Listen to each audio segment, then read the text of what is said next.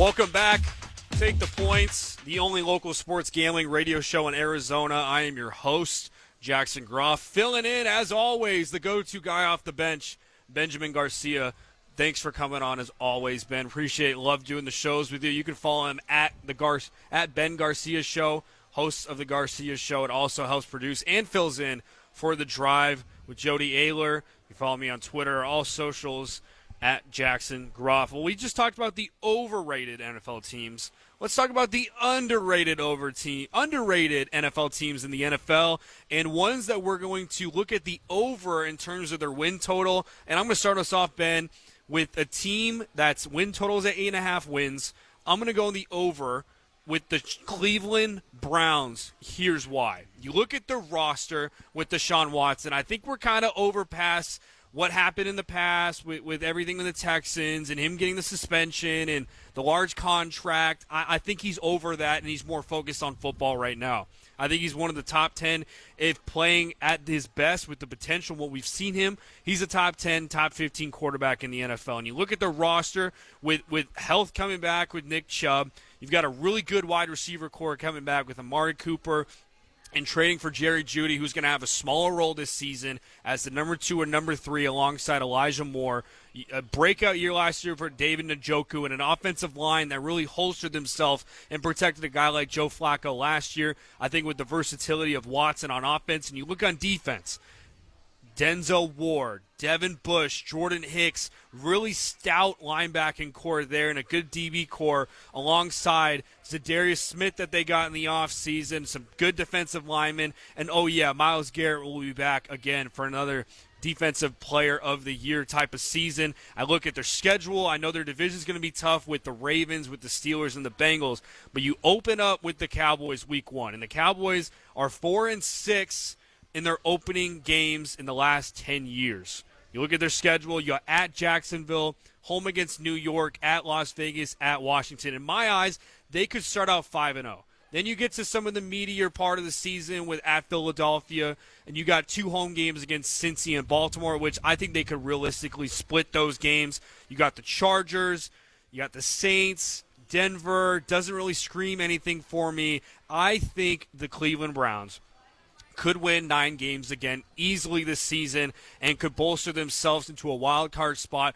Or even, you look at the odds right now to win the division, they have the 3rd best odds in the AFC North, followed by the Ravens at plus 140, the Bengals at plus 165, and the Browns at plus 480. I really like the Cleveland Browns and what Stefanski's doing right there with Deshaun Watson. I like the Browns as my first underrated team to hammer the over at 8.5 wins. Your thoughts, and then your first underrated team. No, the Cleveland Browns are interesting. They're a team defensively, one of the best in the NFL, probably going to be the best next year. I really like Kevin Stefanski. I feel like he got a bad rep for the Cleveland Browns. I don't think it's crazy. A sneaky team to win that AFC North. We know it's not often teams go back-to-back there with the Baltimore Ravens last year winning it. We'll see. It's really more about, is Joe Burrow and the Cincinnati Bengals going to be back? Because if they're going to be, then that's just a really hard division to get to that amount of wins that they need. A team for me that I believe, unfortunately, is I dislike this team with everything in my heart. The Seattle Seahawks, being at over under 7.5 wins, does feel a little criminal to me.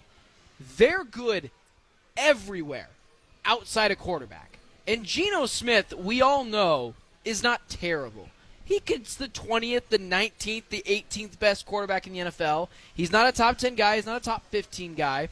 But we know he can be serviceable as a game manager for the Seattle Seahawks. You see Mike McDonald last year being able to shut down that 49ers defense on Monday Night Football. I like the fact that they went and got a younger guy and really brought into the culture of what the Seattle Seahawks are. A team that plays hard-nosed defense, runs the ball really well, and seriously, they've got both of their tackles are good. Their interior offensive linemen aren't awful. Their center is good. Their running backs are good. Their wide receivers are good. Noah Fant's a fine tight end for them. And then defensively, they've got dudes everywhere swarming to the ball, being held to the Kyle Shanahan equivalent of a defensive-minded guy in Mike McDonald. So the Seattle Seahawks, as much as I hate it, 7.5 wins feels really low for a team who has a really good culture. and has a really good ownership, top down when it goes to head coach, owner, all that stuff. So the Seattle Seahawks going to be a much better team this year. And to mention, too, they've got one of the best home field environments in all of the National Football League. It's a tough place to play. And you mentioned the wide receiver core, one of the best in the league, so young that their tight end position doesn't even have to be a need. Noah Fant knows his job. He knows what to do there and doesn't have to be a liability on offense. And then you mentioned the defensive side of the ball. Really young and talented group with Witherspoon, with Woolen, and they re-signed Leonard Williams, who fits their scheme there. I like everything you said there, Ben. The Seahawks are going to be a tough team, and you wonder when they finally get their quarterback situation right. Sam Howell could be the future one. You never know with the offense that they have there with Ryan Grubb, the offensive coordinator from Washington, now the offensive coordinator in Seattle. Mike McDonald had a history with the Ravens and Michigan having those top defenses there. They're going to be scary, and as Cardinals fans, us ourselves too, I'm not looking forward to the Seattle Seahawks in future years if they can figure out the quarterback position. I just disrespect that godforsaken team in Seattle with their fan base who is way over their skis. So annoying. That's won one championship and has been largely irrelevant for a really long time. Hand the ball off, Seattle. Hand the ball off. I dislike that team and organization so much. You have to be honest. They're a really well-run organization with now a mastermind at the controls at the defensive coordinator, now head coach position. So Seattle Seahawks going to be a real tough out this year for any team, especially the San Francisco 49ers, who always get played tough from the Seattle Seahawks. My second underrated team, and I'm going over 9.5 wins for this group, is the New York Jets, and here's why. The biggest skeptical for this team is always Aaron Rodgers is going to be healthy. He didn't have any health issues until last season being the Achilles tear. And I understand the Achilles heel is a sensitive injury, and it's not one to be messed with. But you're telling me, with a roster with Breece Hall and Garrett Wilson, the two fastest running back wide receiver duo in the National Football League, you got healthier with the offensive line. You brought in a guy with Tyron Smith, and you drafted the Penn State offensive tackle in Fashanu. The defense looks fast, tough. You got C.J. Mosley, Quinnen Williams, Hassan Reddick, a guy from the Eagles that you picked up too for the Jets, but not more importantly that, I mean, yes, the 9.5 wins, I think they can win 10 just based on their roster. I think the division is significantly going to be weaker this season. The Bills, who's Josh Allen going to throw to in their secondary is depleted. The Dolphins with Tua Tagovailoa, yes, you re-signed Tyreek Hill and Jalen Waddle, but that wide receiver core just seems a little too tight for me, and I feel like teams started to kind of figure out this offense and what Mike McDaniel has there. And on the defensive side of the ball, you've dealt with injuries the past couple of years with the Dolphins and Bradley Chubb with Jalen Ramsey. I think it's their divisional win. I like Aaron Rodgers, and I think the only thing for the Jets, if you should say, is can he stay healthy, is going to propel the Jets over 9.5 wins. I like my chances there with the over 9.5 wins. And if he does end up injured, you got Tyrod Taylor to back him up there instead of Zach Wilson. And you would think with the talent on this roster that you could propel and win the division or be in a contention for a wild card spot and win 10 games. I like the Jets over 9.5 wins. Yeah, I'm not too ready to bail on the Bills and winning the AFC East. I have a lot of respect for Josh Allen. I think he's the second best quarterback in the NFL. The Jets as well. This is a team that was going to be on my list until I know that you had them on there. The offensive line is much better than it was last year on paper, and that's a real thing on paper. They got to get out there and prove it.